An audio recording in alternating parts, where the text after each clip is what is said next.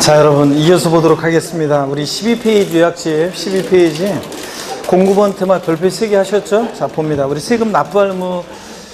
자, 여기 봅니다. 세금 납부할 의무는 일정한 경우에 이게 성립을 하고, 성립된 납세의무는 확정이 되고요. 확정된 납세의무는 소멸하는 과정을 거치잖아요. 그래서 납세의무는 성립, 확정, 소멸의 과정을 거친다고 하는데, 납세의무는 추상적으로 성립하고 그 다음에 구체적으로 확정이 된다 이렇게 얘기합니다. 구체적으로 확정이 된다 이렇게 얘기하는데, 자, 뒤바뀌면 틀리다고 그랬죠? 납세의무는 추상적으로 성립하고 구체적으로 확정이 된다. 그러면 무슨 얘기냐? 기초과정부터 말씀드린 게 이거였어요. 취득세는 어느 때 납세의무가 추상적으로 성립하느냐?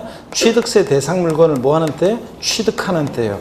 우리가 매매한다 그러면 계약금 치르고 중도금 치르고 잔금 치르고 소유권 이전 등기까지 할 때, 등기 전 안 됐어도 잔금을 치렀을 때, 자, 취득세는요, 그 취득세 대상 물건을 사실상 취득하잖아요. 그때 그 취득자는 취득세 납부할 의무가 추상적으로 성립한다 이렇게 얘기합니다. 근데 왜 추상적이라고 하냐면 아직 세금 계산은 안 했으니까 구체적으로 얼마의 세금을 납부할지 모르잖아요. 그래서 취득세는 취득하는 때 이제 취득세 납부할 의무가 추상적으로 성립한다고 하고, 확정이요. 납세의무 확정이라는 말을 보면 항상 뭘 떠올리라고 그랬습니까? 납세의무 확정이라는 말을 보면 누가 세금을 계산하느냐 이걸 떠올리라고 했는데, 누가 세금을 계산하느냐. 자, 그러면 취득세는 신고 납부하는 세금이니까, 자, 원칙적으로 누가 세금을 계산해요? 납세의무자가 취득세는 세금 계산하니까 납세의무자가 납세의무를 확정하는데, 골방에서 세금 계산했다가 지우고 거실 나와서 계산했다가 찍고 아무도 모르잖아요. 그러니까 취득세는 납세의무자가 납세의무를 확정하는데 어느 때 구체적으로 확정이 되느냐? 신고하게 되면요. 계산된 세금을 과세권자한테 신고하는 때 취득세는 이제 신고가 됐으니까 구체적으로 얼마의 세금을 납부할 납세의무가 어떻게 한다? 확정이 되잖아요. 신고하는 때 확정이 되고, 그 다음에 소멸이요. 취득세요. 세금 납부하면은 납부할 의무는 당연히 어떻게 한다? 소멸합니다. 자, 그래서 이런 얘기고, 그 다음에 재산세로 예를 한번 들어보면, 재산세는 어느 때 납세의무가 추상적으로 성립하느냐? 과세 기준일이에요. 납세의무가 추상적으로 성립하는데, 재산세 과세 기준일은 우리가 언제라고 배웠습니까? 6월 1일. 재산세는 과세 기준일 6월 1일 날 재산을 사실상 소유하고 있으면, 그자가 등기 이전 안 됐어도 우리가 잔금 치러서 재산을 사실상 소유하고 있으면 그 재산에 대해서 그 재산세 납부할 의무가 생깁니다. 근데 왜 추상적이라고 하느냐? 재산세 6월 1일 날 소유하고 있으면 납부할 의무는 생겼지만 구체적으로 아직 세금 계산은 안 했으니까 얼마의 세금을 납부할지 모르잖아요. 그래서 재산세는 과세 기준일에 납부할 의무가 추상적으로 성립하고요. 자, 확정. 어느 때 납세의무가 구체로 확정이 되느냐? 자, 납세의무 확정이라는 말을 보면 누가 세금 계산하느냐를 떠올려야 되는데, 자, 재산세는 원칙적으로 보통징수하니까, 원칙이 아니라 얘는 원래 보통징수하죠. 보통징수하는 세금이니까 누가 세금 계산해요? 과세권자가. 우리가 과세권자가 우리는 세금 계산할 때 결정한다는 표현을 써요. 그래서 과세권자가 결정하는 때, 자, 지자체장이 세금 계산할 때, 그 결정하는 때 재산세는 구체적으로 납부할 의무가 확정이 됩니다. 그렇잖아요. 그래서 어려울 게 없는 게, 신고 납부하는 세금은 취득세, 등록면허세처럼 신고 납부하는 세금은 어느 때 납세 의무가 확정이 된다? 신고하는 때예요. 자, 납세의무자가 납세를 확정하는데 신고하는 때. 그 다음에 재산세, 그 다음에 종부세처럼 보통징수나 부가가세 하는 세금들은 어느 때 납세의무가 구체로 확정이 된다? 결정하는 때. 과세권자가 가중과세액을 결정하는 때. 세금 계산하면 납부할 의무가 구체로 이제 확정이 되잖아요. 자, 그 다음에 납부 등을 통해서 납부할 의무는 소멸합니다. 그래서 취득세, 시험은 이거라고 했잖아요. 다음 원칙적으로 납세의무자가, 자, 과중과세액을 과세권자에게 신고하는 때 납세의무가 확정되는 지방세는, 국세는 물어봐요. 그럼 원칙적으로 납세의무자 신고하는 때 납세의무 확정되는 지방세 어떤 겁니까? 취득세, 등록면허세, 지자로 이름 시작하는 애들 4가지. 이런 애들 신고 납부하는 애들. 그 다음에 국세에서 원칙 신고하는 때 납세의무 확정되는 국세 어떤 겁니까? 소득세, 양도세 포함한 양도세 같은 소득세, 법인세, 부가세 등등등. 종합부동산세도 고의소 휴통에 버리고 신고 납부 선택하면 신고하는 때 납세의무가 확정될 수도 있고요. 자, 그 다음에 원칙 결정하는 때 납세의무가 확정되는 지방세는, 원칙 과세권자가 과세액을 결정하는 때 확정되는 지방세 어떤 거예요? 재산세. 그리고 그 친구 누구? 지역자원시설세, 특정부동산분. 뭐 이런 것들. 재산세, 부가세로서 지방교세. 원칙 결정하는 때 납세의무 확정되는 국세 어떤 겁니까? 종부세. 종합부동산세, 그리고 어떤 거? 상속세, 증여세. 정부 부가세는 국세 딱 세 가지만 기억하면 되는데 종부세, 상속세, 증여세. 애들은 결정하는 때 납세무가 확정됩니다. 정부 부가세는 애들. 예? 종합부동산세는 원칙은 결정하는 때 확정되지만 납세무자가 신고납부 선택하면 신고하는 때 납세무가 확정될 수도 있다고 그랬습니다. 그랬잖아요, 여러분들. 이거. 자, 그래서 그렇게. 그래서 취득세나 등록면세는 원칙 신고하는 때 납세무가 확정되는데 예외적으로 납세무자가 무신고했을 때는 과세권자가 뭐 하는 때? 결정하는 때 납세무가 확정될 수도 있습니다. 신고납부하는 세금들 원칙 신고납부하는데 신고납부 불성실하면 가산세가 적용되고 가산세부터는 과세권자가 다시 계산한 세금에다가 보통징수로 징수되니까 고의소를 통해서 그러니까 원칙은 신고하는 때 확정되는데 취득세, 등록면세, 소득세 예외적으로 무신고의 경우는 예외적으로 결정하는 때 납세무가 확정될 수도 있고요. 종합부동산세는 원칙은 결정하는 때 확정되지만 신고납부 선택하면 신고하는 때 납세무가 확정될 수도 있고요, 여러분들. 자, 이렇게 해서 얘도 역시 납부 등을 통해 소멸합니다. 그래서 각 세목별로 어느 때에 납세무 수상조 성립하는지 성립시기 우리가 또 중요하고 확정 또 신고하는 때 확정되는 세금, 결정하는 때 확정되는 세금, 징수 방법만 알면 되고 그 다음에 소멸에 관한 거 자 보도록 하겠습니다. 그러면 12페이지 보시니까 09번 테마에서 1번 납세무 성립식입니다. 취득세는 어느 때 납세무 성립하냐? 과세물건을 뭐 하는 때? 취득하는 때요. 근데 시험에서는 어떻게 바꿔서 나왔냐? 취득세 납세무 성립시기는 땡땡. 취득세 대상 물건을 취득하고 60일이 경과하는 때. X죠, 여러분들? 취득하는 때고 사독 들어가면 안 되고. 그 다음에 등록에 대한 등록면허세는 재산권 등급밖에 권리를 뭐 하는 때? 등기 등록하는 때입니다. 등기 등록하기 전도 아니고 후도 아니고 등기 등록하는 때 납세무 수상조 성립하고 재산세 과세 기준일 매년 6월 1일이에요. 지역자원시설세 특정 자원분과 부동산을 나눌 때 특정 부동산분 어느 때 납세무 성립한다? 과세 기준일. 12페이지 요약집 12페이지 펴시면 되고요. 12페이지 12페이지 보시면 요약집 12페이지에 그 표가 있어요. 표가 지금 납세무 성립시기 이렇게 해가지고 지역자원시설세 계속 봅니다. 그 중간에 지역자원시설세는 특정 부동산분과 특정 자원분을 나눌 때 특정 부동산분 지역자원시설세는 과세 기준일에 납세무 성립합니다. 재산세 친구 6월 1일에 납세무 성립하고 특정 자원분은 뭐 모르셔도 됩니다. 뭐 원자력 발전하는 때 수력 발전하는 때 뭐 막 광물을 채광하는 때 어쩌고인데 모르셔도 되고 종합부동산세 과세 기준 언제? 6월 1일. 종합부동산세는 재산세 과세 기준일인 6월 1일에 납세무 성립하고요. 그 다음에 지방소비세는 부가가치세 꼽사리 껴서 받는 세금이라고 그랬잖아요. 부가가치세 받은 것의 일부를. 그러니까 국세기본법에 따른 부가가치세 납세무 성립하는 때 예, 납세무 성립하고요. 주민세 일부도 과세 기준에 납세무 성립하는데 제3분 주민세는 시군군의 사업소 둔자한테 부과하죠. 자, 그럴 때 예, 과세 기준일에 납세무 성립하는데 언제입니까? 7월 1일. 그래서 시험에 나온 것이 제3분 주민세의 납세무 성립 시기는 재산세 과세 기준일이다. OX예요. X입니다. 재산세 과세 기준이 6월 1일인데 얘는 언제예요? 7월 1일. 자, 주민세 균등분. 여러분 집으로 1년에 한 번씩 주민세 고의서 날라오죠? 이게 5,000원이었다가 지금 저희 동네도 12,000원인가 얼마로 바꿨어요. 올렸어요. 작년인가부터. 그죠? 주민세. 아니, 세금을 그렇게 많이 올려도 되는 건가? 진짜. 아니, 뭐 10%, 20% 올리는 게 아니라 그냥 5,000원 하던 걸 어떻게 만 얼마를 받아버리냐고. 어떡하네. 그래서 주민세, 균등분, 여러분 집으로 고의서 날라오는 균등분 주민세 과세 기준에 납세무 성립하는데 얘는 언제다? 8월 1일이에요. 그 다음에 종업원분 주민세는 모르셔도 돼요. 종업원에게 급여 지급하는 때. 자, 이렇게 해서 주민세 일부도 과세 기준에 납세무 성립합니다. 그 다음에 소득세요. 자, 소득세 같은 세금들은 소득세, 법인세, 부가세 같은 세금들은 일정한 기간을 단위로 과세한다고 그랬습니다. 여기 보세요, 여러분들. 소득세는 자연인 개인의 소득에 대해서 부과될 때 어느 때부터 어느 때까지 소득에 부과할 것이냐. 그 다음에 법인세. 법인세는 법인의 소득에 부과할 때 어느 때부터 어느 때까지 법인의 소득에 과세할 것이냐.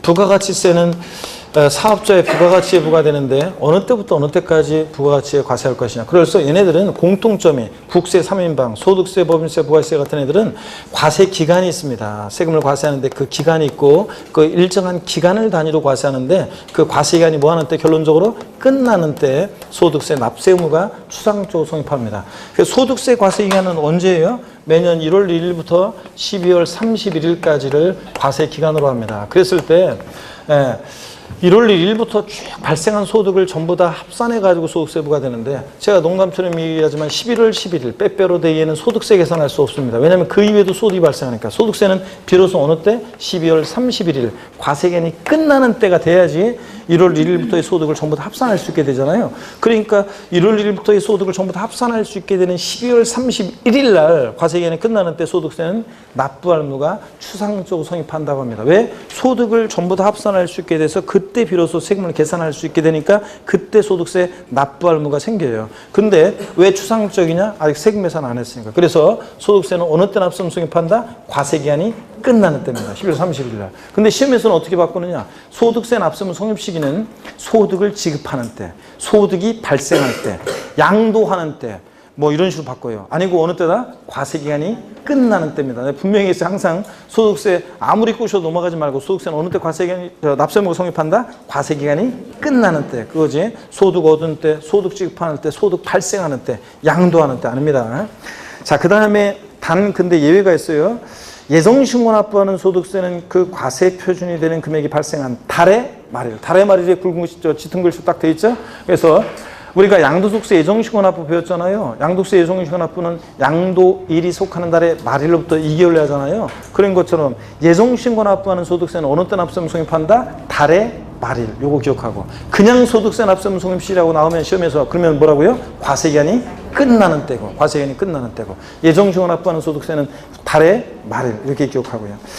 그 다음에 그래서 부가세도 원칙 과세기간이 끝나는 때 13페이지 맨 꼭대기 13페이지 맨 꼭대기에 법인세도 기간 단위 과세하니까 과세가 끝나는 때입니다. 상속세는 상속 개시되는 때 납세의무 성립해요. 근데 시험에서는 어떻게 바꾸느냐? 상속세, 상속 등기하는 때. 상속 등기하는 때가 아니라 피상속인 돌아가시면서 상속은 역사가 시작되니까 상속 개시되는 때. 증여세는 증여에 의해서 재산을 취득하는 때. 증여에 의해서 재산을 취득하는 때.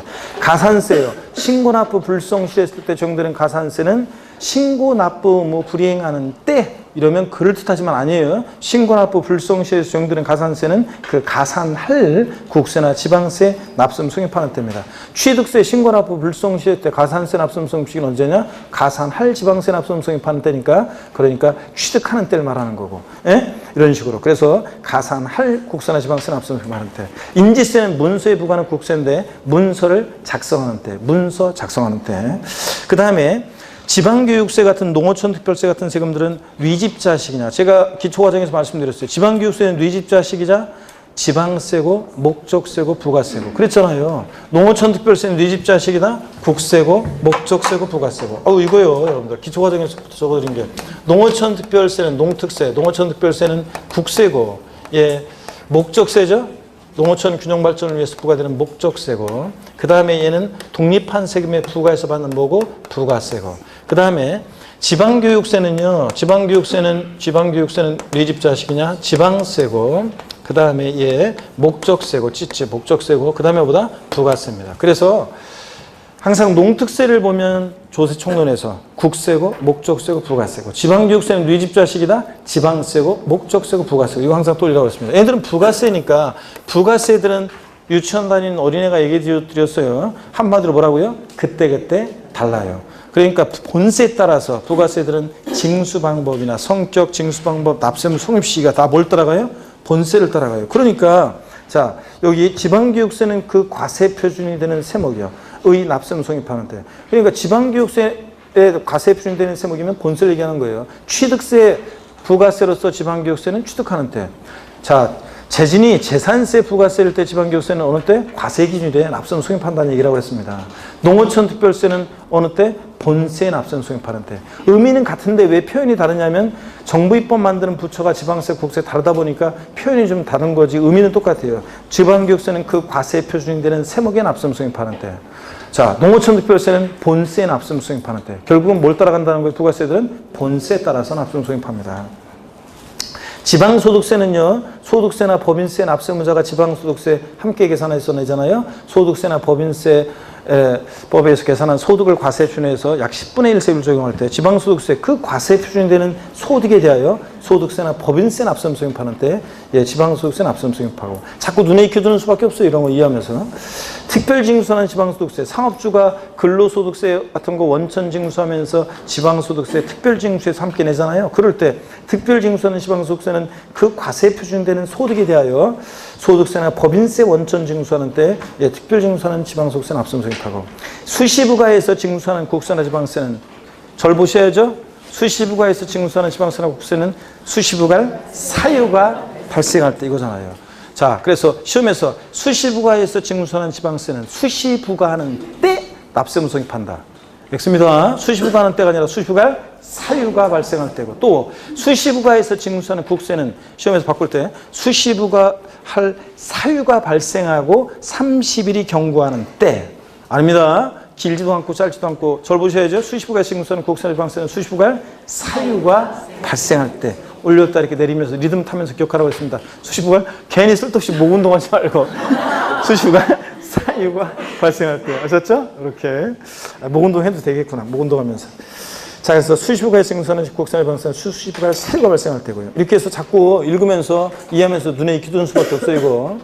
자, 2번 납세무 확정입니다. 납세무 확정 시기는 납세무 확정이라는 말을 보면 항상 뭘 떠올리라고요? 누가 세금 계산하냐만 기억하면 돼요. 징수 방법을 알면 돼요. 누가 세금 계산하느냐. 그래서 양가로 1번 신고 납부하는 세금들은 원칙적으로 동그라미 1번 납세무자가 납세무를 확정하는데 어느 때 확정이 된다? 과세액을 뭐 하는 때? 신고하는 때. 세금 계산이 됐으니까 구체적으로 납부하는 확정이 되잖아요. 자, 그래서 시험은 세액 확정, 구체적인 세액 확정 여력은 신고서 제출하는 때인데 중요한 것은 다음 원칙적으로 납세무자가 과세액을 신고하는 때 납세무 확정되는 주세가 어떤 거냐 물어봅니다. 자, 신고하는 때 납세무 확정되는 지방세 어떤 거라고요? 취득세, 등록에 대한 등록면허세, 지자로 이름 시작하는 애들 4가지, 지역자원시설세, 특정자원분, 지방교육세, 지방소득세, 지방소득세 같은 애들. 국세에서는 소득세, 법인세, 부가세 등등등. 종부세, 신고납부 선택하면 신고하는 때 납세무 확정될 수도 있고요. 양가로 2번 보통징수나 부가가세하는 세금은 원칙적으로 과세권자가 과세액을 뭐 하는 때? 결정하는 때 납세무 확정됩니다. 과세권자가 세금 계산할 때 결정한다는 표현을 쓰고, 자, 구체적인 세액 확정 여력은 결정에서 결정 통지서가 납세무자에게 도달하는 때 생기는데요. 중요한 것은 원칙 과세권자가 결정하는 때 납세무 확정되는 지방세가 어떤 거냐? 딱 3가지 말면 되죠? 재산세, 지역자원시설세, 특정부동산분, 재산세 친구, 그 다음에 재산세, 부가세로서 지방교육세 등등 더 있지만 이 정도만. 자동차세나 주민세도 여러분 집으로 거기서 날라오잖아요. 그러니까 결정하는 때 확정되지만 3가지만 기억하고요. 국세, 자, 결정하는 때 확정되는 국세 어떤 거요? 종합부동산세, 상속세, 증여세. 뭐 종부세, 부가세로서 농특세, 본세에 따라서 부가세들은 이렇게. 하여튼 종부세, 상속세, 증여세는 뭐 하는 때? 결정하는 때 확정됩니다. 자, 이렇게 해서 여러분 딱 기억하고요. 양가로 3번 자동 확정은 중요하지 않습니다. 얘는 뭐 줄긋거나 그렇게 하지 않으셔도 돼요. 납세무가 성립하는 때 특별한 절차 없이 신고하거나 결정하는 절차 없이 그 세액이 그대로 확정이 되는 건데, 특별징수하는 지방소득세나 이런 애들은 그 과세에 표준되는 소득세나 법인세 원천 징수하는 때 특별한 절차 없이 세액이 확정됩니다. 절 보세요. 자, 인지세도 그렇고, 이거 우리. 자, 아까 징수 방법. 우리 여기 보세요.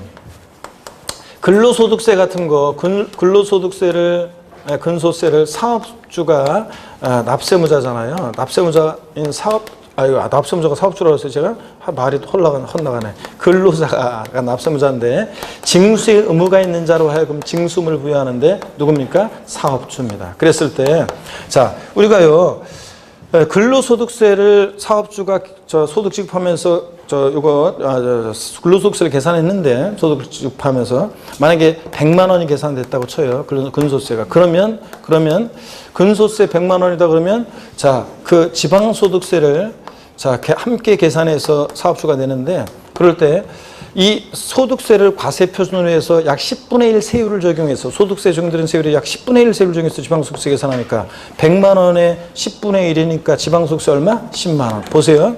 그러면 특별징수하는 지방소득세는 원천징수하는 소득세 납세무 성립하는 때에 납세무 성립하고, 그때 자, 근로소득세 100만 원 그러면 신고하고 결정한 절차 없이, 자, 보세요. 그 10분의 1 세율을 적용하니까 근소세 100만 원이면 지방소득세 얼마? 10만 원. 딱 이미 계산이 됐잖아요. 아니, 신고서 제출하거나 결정하는 절차에서 납세무가 확정되는 게 아니라 근로소득세 100만 원 딱 뗄 때 이미 지방소득세 얼마? 10만 원 딱 10분의 1 세율로 딱 계산이 되잖아요. 그래서 납세무가 성립하면서 특별징수한 지방소득세는 납세무가 그대로 확정이 돼요. 인지세 같은 것도 보세요. 문세 부과는 국세 인지세는 뭐 시험에서 나오지는 않지만 보세요. 자, 인지세는 문서를 작성하는 때 납세의무가 추상적으로 성립하고, 그 다음에 소유권 이전 문서다. 그럼 문서의 종류에 따라 문서에 기재된 기재금액에 따라서 이미 인지세는요, 이미 딱 나와 있어요. 그래서 보세요. 인지세, 만약에 소유권 이전 문서인데 5억 원이다. 그러면 인지세는 예를 들어서 뭐 10,000원이다. 그러면 자, 납세의무가 문서 작성하는 때 인지세 납세의무 성립하면서 그대로 세액 이미 정해져 있어요. 법에. 얼마요? 10,000원. 그러니까 신고서 제출하거나 결정하는 절차에서 확정되는 게 아니라 특별징수하는 지방소득세나 인지세 같은 애들은 납세의무 성립하면서 그대로 세액이 얼마? 10,000원 딱 확정이 됩니다. 이런 것을 자동 확정되는 조세라고 학자들이 얘기하는데, 시험에서는 이걸 바꿀 때 어떻게 바꿀 수 있냐? 뭐 인지세는 납세의무자 신고하는 때 납세의무가 확정된다. 땡. 뭐 과세권자가 결정하는 때 확정된다. 땡이에요. 얘는 신고하거나 결정하는 때 납세의무가 확정되는 게 아니라, 자, 그냥 납세의무 성립하면서 특별한 절차 없이 세액이 얼마? 10,000원 이런 식으로 확정이 된다는 얘기입니다. 이런 것을 자동 확정되는 조세라고 하는데 참고입니다. 참고. 양가로 중요한 것은 납세의무 확정, 신고하는 때 납세의무 원칙적으로 확정되는 수세가 어떤 거냐, 양가로 2번 결정하는 때 확정되는 수세가 어떤 거냐, 이게 중요한 겁니다. 아셨죠, 여러분? 양가로 3번은 참고로 알아두시고, 3번 추상적으로 성립한 납세의무는요, 이제 구체적으로 확정이 됐어요. 신고나 결정에 의해서 확정이 됐어요. 자, 그러면 이제 소멸하는 과정을 거치는데, 납세의무 소멸이에요. 작년에 소멸 잘 나오는 부분 아니었는데 강조를 드렸고, 나올 가능성이 높다고 했는데 쉽게 나왔어요. 자, 예상보다. 납세의무 소멸 사유를 물어봤는데, 다음 중 납세의무 소멸 사유에 해당하는 것을 골라라. 그래서 박스에다가 얘네들 집어넣고, 자, 소멸 사유인 거 고르라고 나왔었는데, 납부요. 세금 납부하면 당연히 납부하려면 어떻게 한다? 소멸합니다. 그 다음에 충당. 충당도 납세의무 어떻게 한다? 소멸합니다. 여러분들 충당도. 충당 이런 거로 했죠? 제가 용어 설명 안 드리려고 했는데 한번. 제가 저희 부모님 댁 세금을 대신 내주는 효자들이잖아요. 어제도 제가 잠 거의 한 30분, 1시간 누웠는데 잠이 안 와가지고, 그저께 밤이죠. 그저께 밤에. 한 그 월요일 날 강의 마치고 와가지고 집에 와서, 집에 오니까 한 11시 정도 좀 넘었나? 되더라고요. 11시 좀 넘고. 뭐 좀 일을 좀 하다가 잠을 새벽 3시에 제가 일어나서 인천공항을 가야 되는데, 잠을 자려고 하는데 잠이 안 오더라고요. 그래가지고 뭐 뒤척뒤척하고 일을 하려고 하다가 일도 하기도 싫고, 그래서 왔다 갔다 그냥 막 돌아다니다가 누웠다가 일어났다가 돌아다니다가 이러다가 거의 새벽 한 2시 반이 됐어요. 아유, 포기하고 그냥 새벽 3시에 인천공항으로 누구를 데려다 주기 위해서 저희 가서 갔어요. 갔다가 그리고 보내느라고 집에 오니까 한 9시 되는데, 저희 부모님이 또 어머니가 또 절에 가신다고 그래가지고, 또 계시라고, 또 버스 타고 가시지 말고 가만히 계시라고 하고서 또 바로 또 모셔다 드리고, 그리고서 집에 오니까 11시에, 그리고서 누우려고 하니까 잠이 안 와. 머리는 막 멍한데요. 밤새 잠 못 자가지고. 그런데 어떻게 하다 까무르고 낮에 좀 잤거든요. 그런데 일어나도 머리가 띵하고 비몽사몽 밤새면서 띵띵하고 그러다가 어제 굉장히 고생했어요. 잠을 못 자가지고 리듬이 완전히 뒤바뀌어가지고 거의 외국 나갔다 온 것 같아요 지금. 진짜 적이 안 돼가지고. 그래서 오늘도 늦게까지 저기 하다 그랬는데, 자, 여러분 보세요. 자, 저희 부모님 댁에 제가 세금을 대신 내준다고 그랬잖아요. 효자들. 근데 뭐는 받아요? 돈은 다 받는다고 그랬잖아요. 돈은 받고. 30원에 이런 안내문 받은 적 있다고 그랬죠? 30원의 세금을 환급받을 게 있었는데, 이번에 낼 세금이 있는데 그 중에서 30원만큼을 세금에 충당했다, 이런 안내문을 받았다고 그랬잖아요. 자, 국세나 지방세 환급 절차에서 환급을 받고 납세의무자가 또 이번에 세금을 또 내고 그럴 필요가 뭐 있어요? 이번에 자, 돌려받을 것과 낼 것 중에서 30원만큼을 서로 어떻게 합니까? 이거 상계 처리합니다. 그러면 상계 처리되어지는 만큼 세금에 충당되어졌다고 하고, 세금에 충당되어지는 만큼 납세의무는 어떻게 한다? 소멸합니다. 자, 요 낼 세금 중에서 30원 빼고 나머지만 내면 되잖아요. 그러니까 세금, 자, 충당, 결론만 알아두면 됩니다. 충당한 납세의무 어떻게 한다? 소멸합니다. 그래서 충당되어지는 만큼 납세의무 소멸하고, 부과권의 취소, 세금 부과를 취소를 해. 그럼 처음 세금 부과했을 때로 소급해서 효력이 휙 없어지죠? 그러니까 취소도 납세의무 소멸 사유고, 제척기간 만료, 세금을 부과할 수 있는 법정기간을 딱 정해놨어요. 자, 그렇지 않으면 국가나 자체가 우리에게 세금을 부과할 수 있는 법정기간을 안 정해놓으면, 광명시장이 있잖아요. 자, 광명시에서 여러분한테 뭐 30년 전에 여러분이 세금 안 낸 게 있다, 덜 낸 게 있다 이러면서 세금 내라고 가산세 폭탄 거기서 날라오면, 뭐야 30년 전 나 그런 일이 있었나? 생각도 안 나고 증거 자료도 없는데. 그러니까 세금 부과할 수 있는 법정기간을 정해놨다고 그랬습니다. 그 제척기간이 만료하면 납세의무는 어떻게 한다? 소멸하고. 그 다음에 소멸시효 완성. 국가나 자체가 우리에게 세금을 부과할 수 있었음에도 불구하고 세금을 부과하지 않고 일정한 시간이 지나면 씌우고 완성하죠. 그래서 납세무 소멸을 한다. 그래서 5가지 소멸 사유. 뭐 작년에 나왔으니까 올해 또 나오진 않겠죠. 납부, 충당, 부과권의 취소, 제척기간 만료, 소멸시 완성. 넘어갑니다. 14페이지. 보충 내용 봅니다. 보시니까 납세무 소멸 사유 아닌 거요. 법인의 합병, A법인이 세금 낼 게 있었는데 B법인하고 합병됐다고 그래가지고 납세무가 소멸한다 그러면 다 그렇게 하겠죠, 여러분들? 그렇기 때문에 법인의 합병 소멸 사유이고, 부가 철회요. 고의서를 보냈는데 주소가 불분명하거나 그래서 도달이 안 돼, 고의서가. 그러면 고의서 보냈던 거 철회, 거절해도 드렸다가 주소 확인하거나 그래서 다시 고의서를 보내니까 부가의 철회도 소멸사유가 아닙니다. 취소가 소멸사유지 철회는 아니고.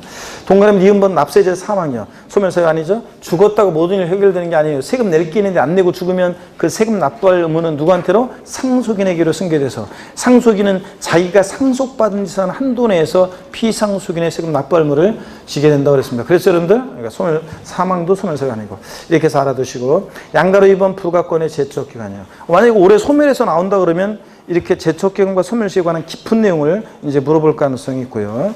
의의보입니다. 제척기간은 일정한 권리에 대해서 그 권리를 행사할 수 있는 법정 존속기간이고, 따라서 제척기간이 경과하게 되면 당해 권리는 소멸하고, 제척기간은 법률관계를 조속히 종결짓는 데 목적이 있으므로 그 기간의 진행 중에 소멸시효와 같은 정지나 중단 제도가 있다 없다? 없다는 거 딱 이렇게 돼 있죠. 여러분들 주의하라고. 그래서 제척 기간에는 중단과 정지 제도가 있다 없다? 없습니다. 소멸시효와 달리. 국세 제척 기간. 국세는요, 일반적으로 국가나 자체가 우리에게 몇 년간 세금을 부과할 수 있냐. 자, 근데 대부분의 국세를 보세요. 양도세 같은 국세, 사기쳤다, 사기타 부정한 방법으로 조세를 포탈한 그 경감받아 사기쳤다 몇 년이요? 10년간 우리한테 세금 부과할 수 있죠. 수강생분들, 어떤 분들, 계약서나 제가 교수님 다운 계약서 써가지고 양도세를 신고한 지 한 4년 좀 더 됐거든요. 뭐 별일 없겠죠? 물어보는 분들. 몇 년 동안 별일 없어야 된다? 10년간 별일 없어야 됩니다.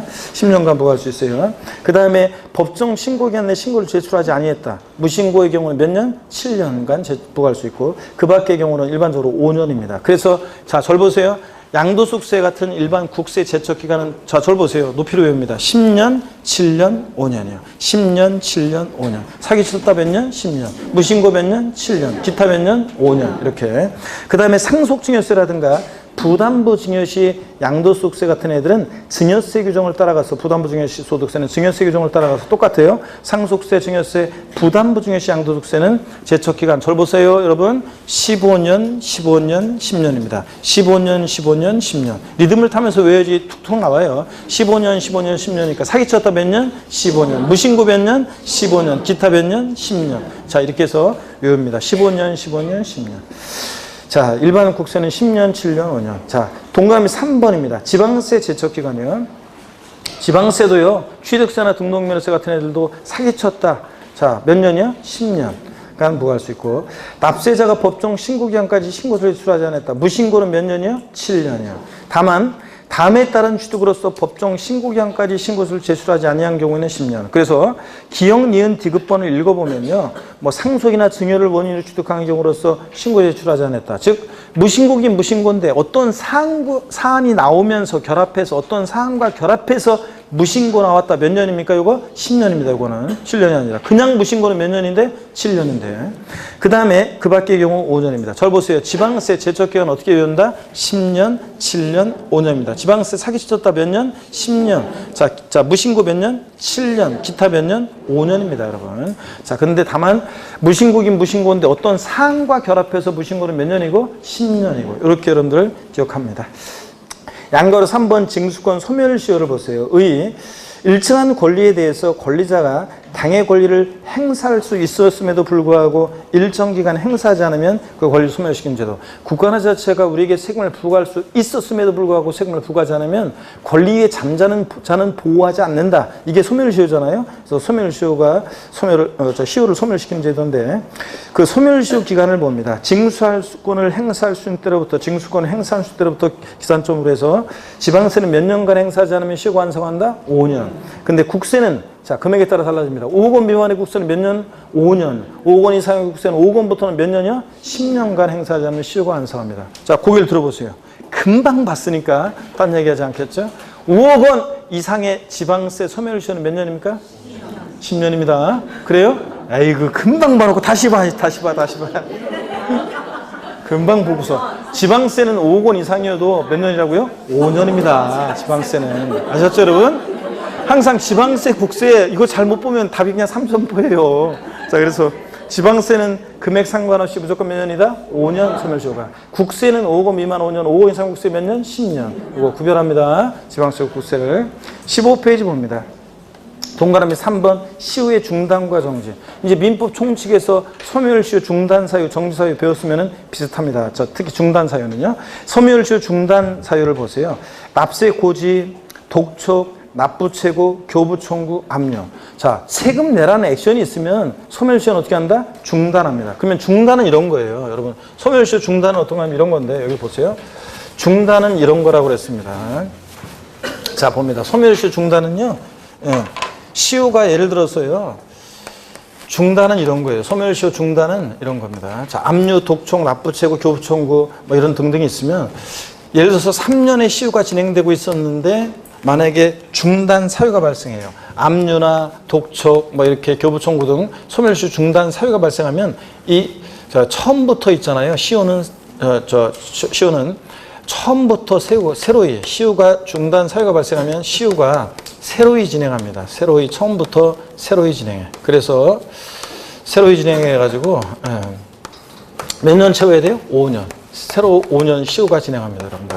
이런 게 중단입니다. 중단은 압류, 독촉, 납부채고, 교부청구 등이 있으면 처음부터 시효가 새로 진행해요. 5년이요. 그 다음에 정지를 보세요. 정지는 분납기간, 징수, 유예기간, 사행위, 취소의 소송을 제기해서 소송이 진행 중 기간, 연부연납기간, 채권자 대위 소송을 제기해서 소송이 진행 중 기간, 무슨 기간 동안에는 소멸시효가 시효가 정지하는데요. 여기 보세요. 정지는 이런 차이점이 있어요. 중단과 차이. 3년의 시효가 진행되고 있었는데, 자, 정지 사유가 발생하면 그 기간만, 분납기간, 징수의 기간 같은 이런 기간만 정지했다가요. 그 다음에 이어서 시효가 진행해요. 자, 2년. 그래서 더 진행하면 몇 년? 5년. 이렇게 됩니다. 그래서 정지는 그 기간만 정지하고. 자, 중단은 처음부터 시효가 새로 진행한다. 이런 특징이 있습니다. 그래서 중단 사유는 납세고지, 독촉, 납부채, 교부청구, 압류 등등이 있습니다. 어떤 수강생분이 저한테 교수님, 제가요, 요번에 양도세를 내야 되는데요. 엄청 억울해요. 이게 사실은 장부상으로만 엄청 많이 지금 양도 차익이 엄청 나오는 거고요. 장부상으로만 그렇지 실제적으로는 제가 사실은 남은 게 없어요. 이게 뭐 옛날에 뭐 어떤 사정에 의해서 업계약성과 땅계약성 뭐 이렇게 하면서 여러 가지 해가지고 장부상으로만 엄청 양도세가 많이 나오고 한 7천 정도 내야 돼요. 근데 실제로는 거의 뭐 남는 것도 거의 없어요. 그래서 너무 이번에 양도세 내기 어려운데요. 아니 실제 얘기예요. 그래서 제가요 지금 아예 저는 그냥 세금 안 내려고 해요. 그리고 지금 그리고서 이제 저는 그냥 아예 안 내려고 하는데 끝까지 버티면 한 10년만 버티면 되는 건가 이렇게 물어보는 계시는데요. 여러분, 양도세 같은 신고 납부하는 세금 제척기간이 10년이라는 것은 내가 신고를 안 했는데 과세권자가 모르고 10년이 지나가야죠. 과세권자가 알아가지고 가산세 폭탄 날라왔어요. 자, 세금 내라고. 자, 그래서 고의소가 날라오면 그때부터는 소멸시효 규정에 적용을 받아요. 그래서 이제 고의소 받고 나서 몇 년이요? 5년 지나가야 되는데 5년만 버티면 그럼 되잖아요. 5년 끝날 때쯤 되면 그 컴퓨터가 하니까 사람이 하는 거 좀 까먹을 수도 있겠지만 컴퓨터가 5년 정도 딱 되면 뭐예요? 고의소를 자동으로 또 발송합니다. 독촉장 또 보내요. 그러면 독촉 날라왔어요. 그러면 시효가 다시 어떻게 합니까? 중단하고 다시 5년. 끝날 쯤 되면은 또 컴퓨터가 독촉장을 보내요. 다시 중단해가지고 몇 년 지나야 돼요? 5년. 자, 이거 컴퓨터가 고장나거나 싹 다 무슨 뭐 데이터베이스에서 뭐 없어지지 않는 한은 이게 중단이, 이게 그러니까 거기서 안 날라오는 것이 멈추겠어요? 안 멈추겠어요? 안 멈춰요. 죽을 때까지 계속 날라와요. 그렇기 때문에 과세권자가 몰랐을 때 뭐 이렇게 할 수 있는 거고 그런 거지. 알면은 세금을 안 낼 수가 있다 없다? 없어요.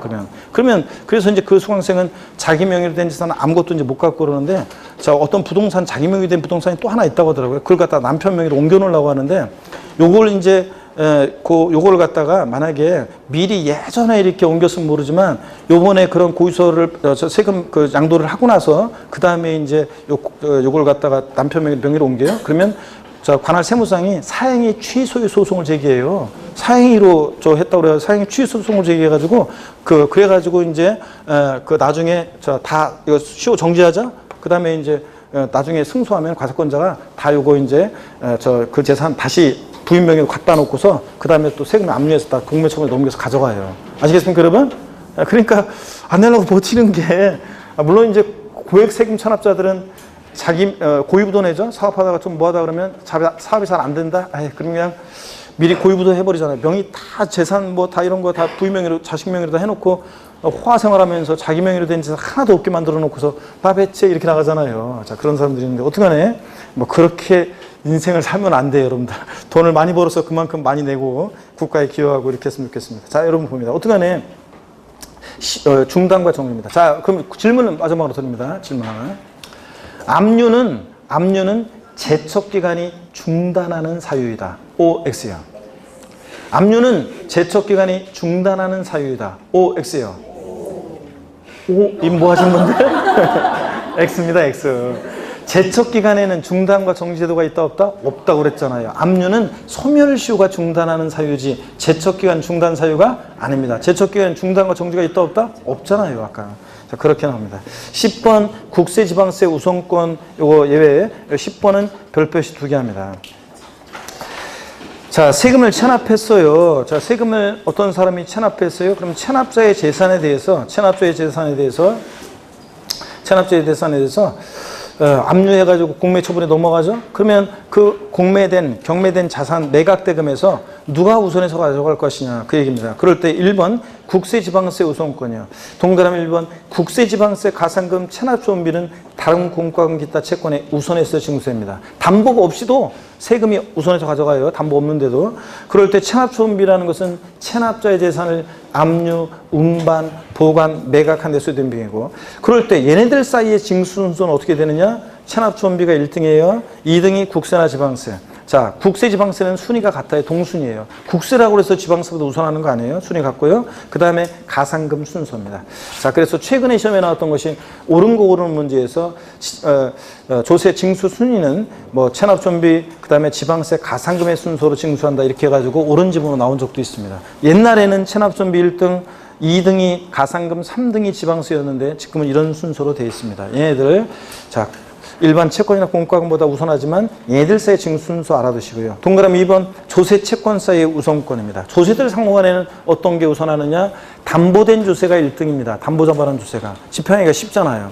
2등이 압류한 조세가 2등입니다. 3등이 달라고 교부 청구한 조세 순서입니다. 조세들 상호간에. 그러니까 어떤 게 집행하기가 쉬운 줄 생각해 보시면 담보자발한 조세가 1등이고 2등이 압류한 조세, 압류치고 들어온 조세, 3등이 달라고 교부 청구한 조세 순서고요.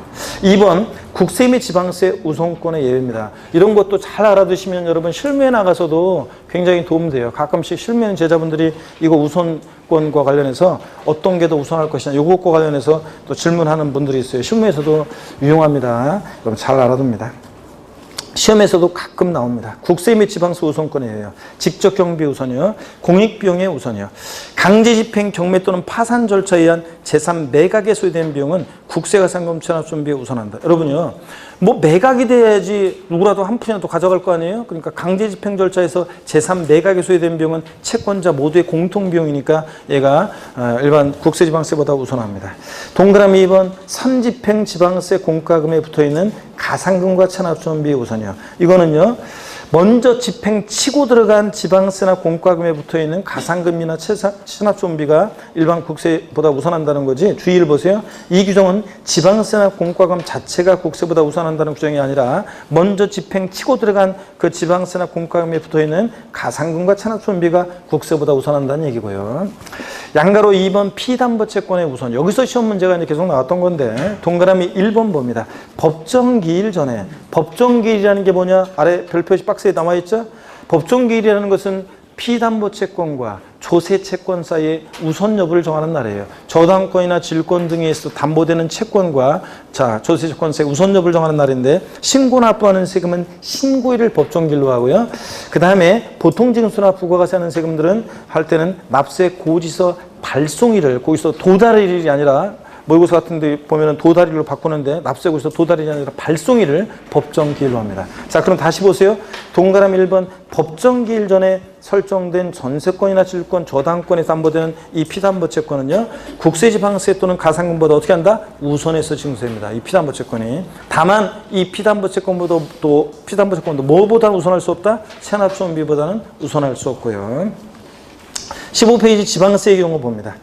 주택임대차보호법 및 상가건물 임대차법에 따른 대항요건과 임대차 계약서 승소상의 확정일자를 갖추는 사실이 증명되는 재산 매각에서 그 매각대금 중에서 지방세 가상금을 징수하는 경우에 등기 또는 확정일자를 갖춘 임대차 계약 증서상의 보증금에 대해서 우선하지 못한다. 그래서 여러분 법정기일 전에 확정일자를 갖췄다. 자, 그러면요 이 임차 보증금이 국세지방세보다 더 어떻게 한다? 우선합니다. 법정기일 전에 신고일이나 거기서 발송일 전에 만약에 확정일자를 갖추면은요, 그러면 그 임차 보증금이 국세지방세보다 어떻게 한다? 우선합니다. 그러니까 꼭 이런 거 알아두셔야죠, 여러분들.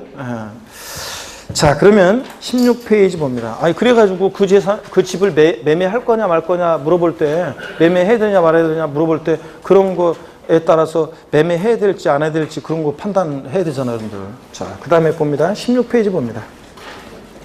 동그라미 2번을 봅니다. 설정일자에 관계없이 조세 채권이 우선하는 경우, 법정기일 전에 설정됐든 후에 설정됐든 설정일자 관계없이 항상 그 세금이 우선하는 게 있습니다. 그 재산에 부과된 국세지방세요. 결국은 여기서 시험 문제가 나온 거였는데 계속 그 재산에 부과된 조세, 이걸 당해세라고 하는데 이거 알고 있는지 시험에서 계속 물어봤어요. 그 재산에 부과된 국세나 지방세는 설정일자 관계없이 국세지방세보다 어떻게 한다? 우선합니다. 그래서 그 재산에 부과된 당해세가 어떤 거냐를 계속 물어봤는데, 재산세. 그 재산에 부과된 세금이요. 재산세 나오면 항상 같이 따라다니는 친구 누구요? 지역자원 시설세, 특정부동산분, 종부세, 그 다음에 지방교육세, 재산세 부가세로서 지방교육세.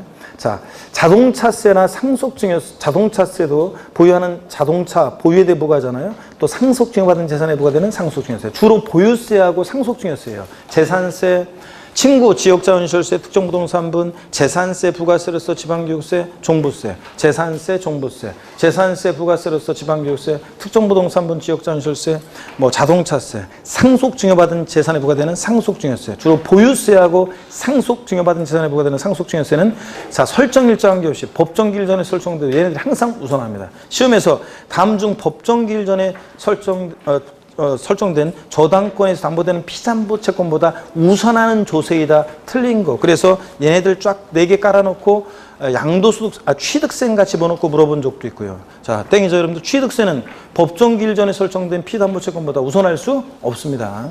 자, 얘네들이 우선하는 거고요. 양고로 3번 소액주택 임차보증금의 우선이요.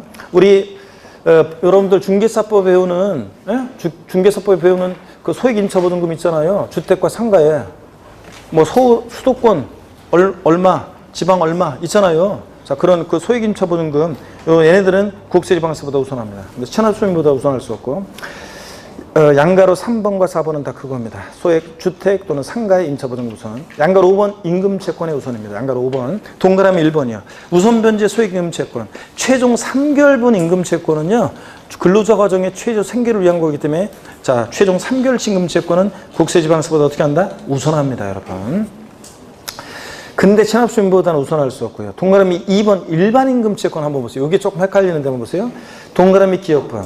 질권 저당권에서 담보된 채권을 제외하고는 피담보 채권을 제외하고는 조세, 공과금 다른 채권에 우선해서 징수한다. 그러니까 자, 최종 3개월분을 제외한 나머지 임금채권이요. 예를 들어서 월 임금이 100만 원씩이에요. 총 임금채권이 1000만 원이에요. 그러면 최종 3개월분 300만 원은 무조건 국세지방세보다 우선하는데, 근데 나머지 700만 원 일반 임금 채권은 자, 따져봐야 한다는 얘기죠. 피담보 채권보다는 우선할 수 없는데 일반 임금 채권이. 근데 일반 국세보다는 또 다른 채권이나 공과금보다는 우선하대요. 국세보다. 다만 질권 저당권에서 담보된 채권에 우선하는 조세 공과금에 대해서는 그러하지 않다. 그러니까 피담보 채권보다 우선하는 조세보다는 우선할 수 없대요. 재산세, 종부세 같은 보유세보다 우선할 수 없다는 얘기죠. 당해세보다. 니은번 법정기일 이전의 전세권 등이 설정되는 경우에 일반임금채권도 지방세 가산금에 우선하지만 법정기일 이후에 저당권 등이 설정됐다? 그러면 일반임금채권도 국세지방세보다 우선할 수 없다. 이 얘기입니다. 그럼 이 얘기가 어떤 얘기냐? 아, 알겠네. 자, 일반임금채권은 피담보채권보다 우선할 수 없고 피담보채권 따라다녀요. 그래서 피담보채권이 국세지방세보다 우선하면 얘도 덩달아 우선하고 후순이면 그 바로 뒤따라서 우선입니다. 자, 그러면 우리가 거기 표에도 우리가 그 맨 마지막 16페이지 그 표에도 나와 있지만요. 표에도 나와 있지만 제가 한번 정리해 드릴게요. 표에 나와 있는 내용을 잘 풀어서 여기 한번 봅니다. 보시니까 여기 한번 보세요. 우리가 공매에 경매된 자산에서 어떤 게 최고 1등이냐? 최고 1등. 먼저 어떤 게 무조건 1등 하느냐? 공익비용. 강제집행 절차에 소요된 공익비용 또는 체납조험비가 무조건 1등이에요. 얘네들은 무조건 매각대금에서 최고 1등으로 가져갑니다. 얘가 1등이고요. 그 다음에 2등이 뭐냐면요. 2등은 상가나 주택의 그 소액 임차 보증금 있죠. 법에서 정하는 소액 임차 보증금, 2등입니다. 그 다음에 이제 최종 3개월분 임금채권도 무조건 3개월분 임금채권도 무조건 얘네들이 2등입니다. 무조건 2순위. 얘네들도 체납소임보다 우선할 수 없고요. 하여튼 얘네들이 무조건 2등이고.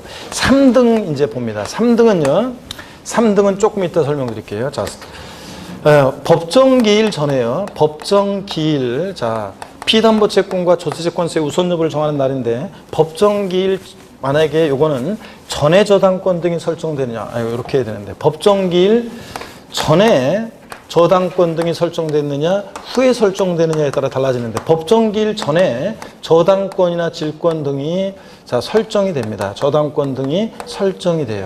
그러면 이것에 의해서 담보되는 피담보채권은요. 자, 국세하고 지방세, 조세 채권과 비교해 봤을 때 어떤 게 우선합니까, 여러분? 법정기일 전에 저당권 등이 설정됐을 때 피담보채권하고 국세지방세 어떤 게 우선해요? 조세채권하고?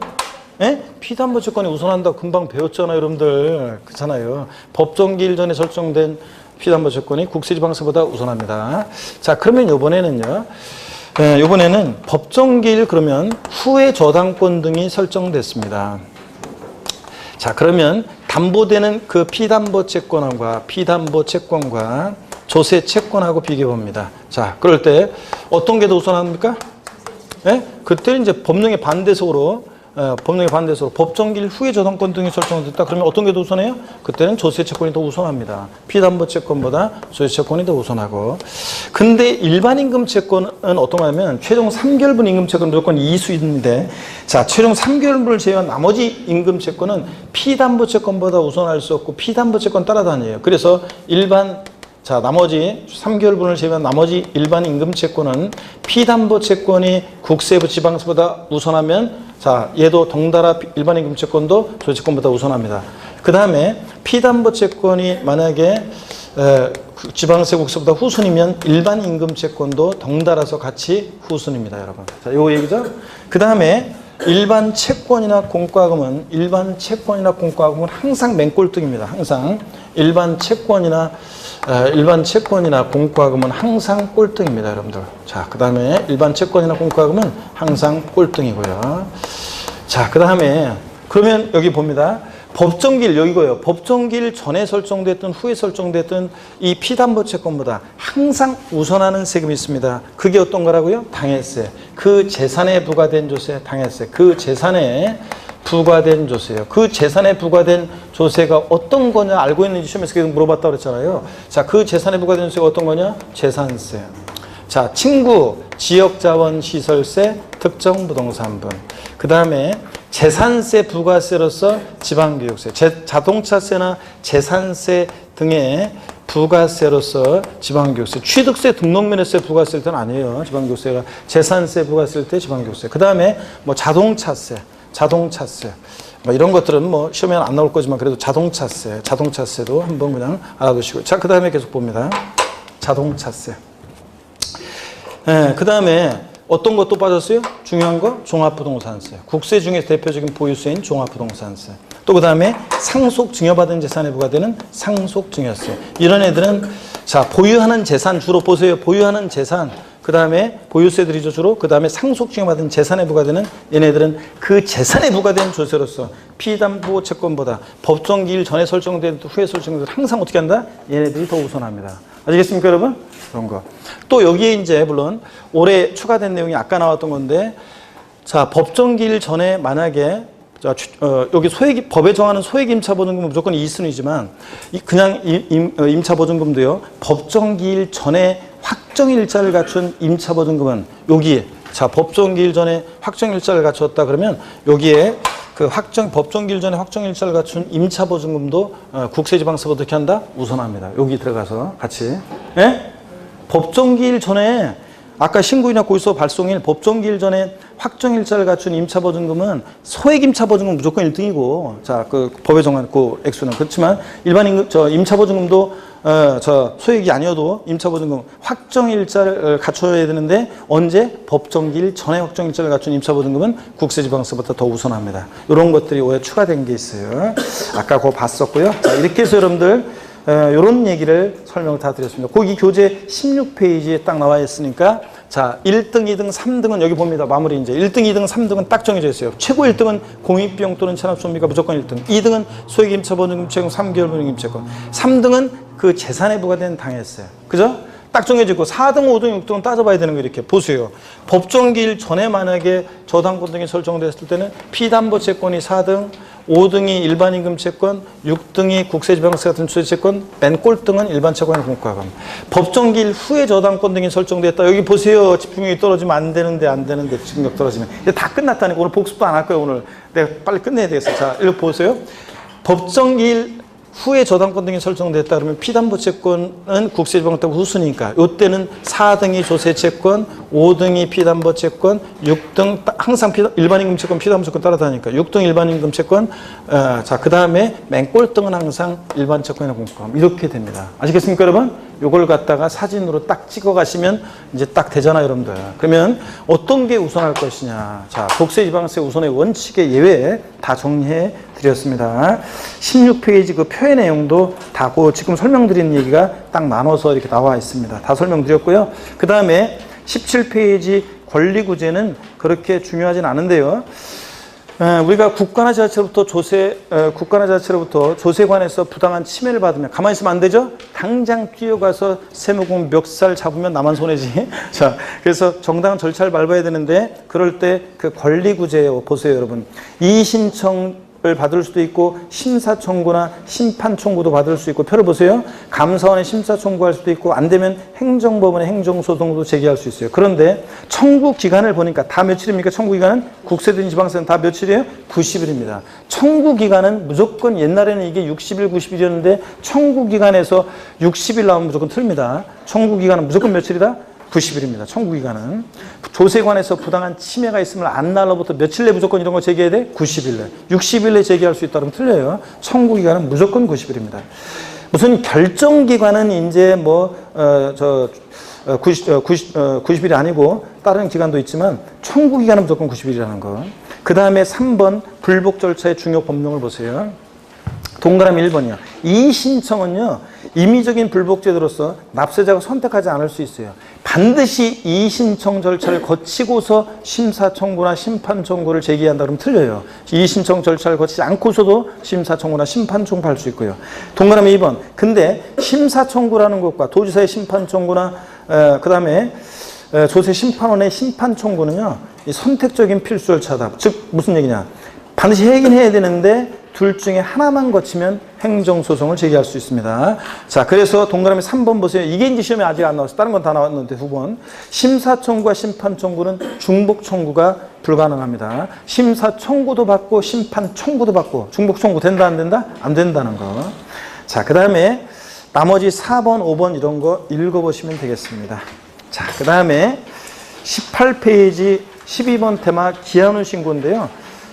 기한후 신고인데 요 기한후 신고는 별표시를 3개 합니다, 여러분. 자, 그래서 요거 시험에 자주 나오는 거 아닌데 올해는 별표시 3개 합니다. 그래서 별표시 3개 하고 12번 기한후 신고, 수정 신고. 자, 오늘 기한후 신고하고 수정 신고만 빠르게 한번 보고 마칠게요, 오늘. 이제 문제 원래는 끝났어야 되는데 그 문제 아까 우리 원래 오전반에 이상하게 조금 시간이 길어지더라고. 원래 같았으면 지금 끝났어야 되는데 조금씩 딜레이가 좀 됐죠. 오늘 진짜 여러 가지로. 그래서 조금만 더 보겠습니다. 기한후 신고만 빨리 마무리 짓고 갈게요. 신고 납부하는 세금은 뒤늦게 있잖아요. 기한후 신고라는 걸 할 수 있어요, 여러분. 자, 그러면 이게 무슨 얘기냐면 뒤늦게라도 우리가 신고 납부하는 세금 신고 납부 기한 하루만 딱 지나도 의무 위반의 정도에 따라 신고 불성실 가산세 40, 20, 10% 깔아놓고 하루하루 지날 때마다 일일 0.03% 납부 불성실 가산세 적용되잖아요.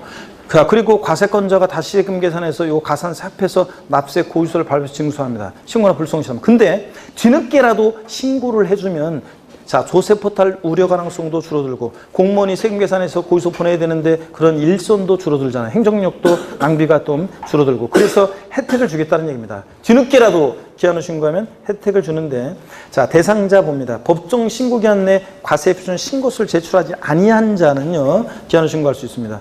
제가 몇 년 전에 예전에 시험에 나온 것이 자, 법정 신고기한 내 신고서를 제출한 자에 한하여 기한후 신고할 수 있다. O, X? X입니다. 신고기한 내 신고하지 않은 자가 제출할 수 있고요. 수성신고라는 게 이제 신고기한 내 신고서를 제출한 자가 뒤늦게 나 지난번에 세금 계산 잘못했는데 적게 신고했는데 이렇게 하는 게 수성신고고요. 신고기한 언제까지 할 수 있냐? 자, 신고기한 지나서 결정 통지 전까지 고의소 날라오기 전까지는 기한후 신고할 수 있고요. 수성신고는 경정 통지서 고의소 날라오기 전까지 할 수 있습니다. 둘 다. 신고 납부 절차. 기한후 신고서를 제출한 자로서 납부할 세인 자는 그 세액을 납부해야 한다. 동시 규정이 삭제. 이게 무슨 얘기냐면 예전에는 납부할 세액이는 때는 기한후 신고서 제출과 동시에 세액을 납부하여야만 감면 혜택을 받을 수 있었는데 지금은 동시에 납부하지 않아도 자, 감면 혜택을 받을 수 있습니다. 동시에 납부해야 한다 그러면 틀려요. 자, 그 다음에 가산세 부과. 기한후 신고기한 내 신고하지 않은 거니까 무신고 가산세하고 납부불성 가산세 적용되고 수성신고는 신고기한 내 신고했는데 적게 신고한 거니까 과소신고 가산세와 납부불성 가산세가 적용될 때 가산세 감면 혜택이 있다는 건데 자, 기한후 신고는 신고기한 지나서 1개월 내 기한후 신고했다 그러면 무신고 가산세 몇 프로요? 50% 감면해 줍니다. 자, 1개월 초과 6개월 내 기한후 신고했을 때 이건 재작년에 신설된 건데 작년에 1개월 초과 6개월 내 기한후 신고했다면 무신고 가산세 몇 프로요? 20% 감면해 줍니다.